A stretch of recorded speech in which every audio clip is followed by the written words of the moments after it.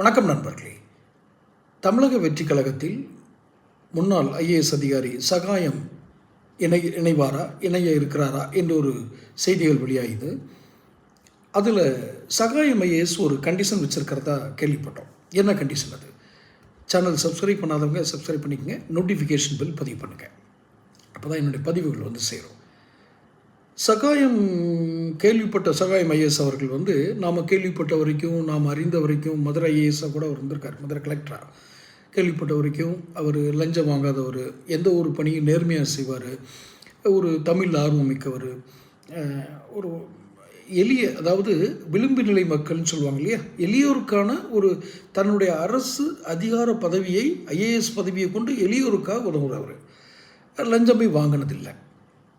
அப்படி ஒரு நேர்மையின் ஒரு அடையாளமாக, குறியீடாக பார்க்கப்பட்டவர். அதிக இளைஞர்களால் நான் அறிந்த வரையில் நிறைய இந்த குரூப் 1, குரூப் 2, குரூப் 3, குரூப் 4 இந்த மாதிரி எக்ஸாம் எழுதுவாங்க இல்லையா அரசு பணிக்கு, அவங்கள ஒருத்தர் அரசு பணிக்கு தேர்வானதுக்கப்புறம் ஐஏஎஸ் ஐயா சகாயம் ஐஏஎஸ் அவர்களுடைய இன்ஸ்பிரேஷனை ஏற்று நடந்துகிட்டு இருக்கிற ஊழியர்கள்லாம் எனக்கு தெரியும். அந்த அவருடைய இன்ஸ்பிரேஷனில் அரசு பணிக்கு வந்தவங்க.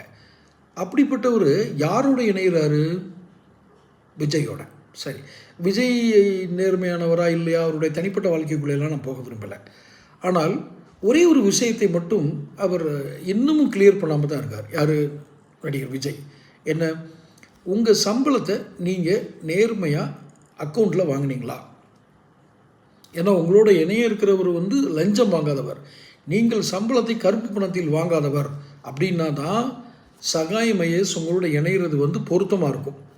அவர் சகாயம் ஐஏஎஸ் இந்த கண்டிஷன் தான் போட்டிருக்கார். இல்லை போட்டிருப்பார், என்கிட்ட சொல்லலை, ஐயா இந்த தம்பி நான் இந்த மாதிரி ஒரு கண்டிஷன் போட்டிருக்கேன்னு. ஆனால் நிச்சயமாக அவர் விஜய் கட்சியில் இணைய வேண்டும் என்றால் இந்த நிபந்தனையை கட்டாயம் வைப்பார். ஏன்னா நாளைக்கு அவர் இணைஞ்சதுக்கப்புறம் இவர் விஜய் சம்பளத்தெல்லாம் பிளாக்கில் வாங்கினாருன்னு சொல்லி இடி கண்டுபிடிச்சதுன்னா அவமானம் சகாயம் ஐஏஎஸ்க்கு. நான் வேறு ஏதோ நோக்கத்தில் இந்த செய்தியை பதிவிடலை.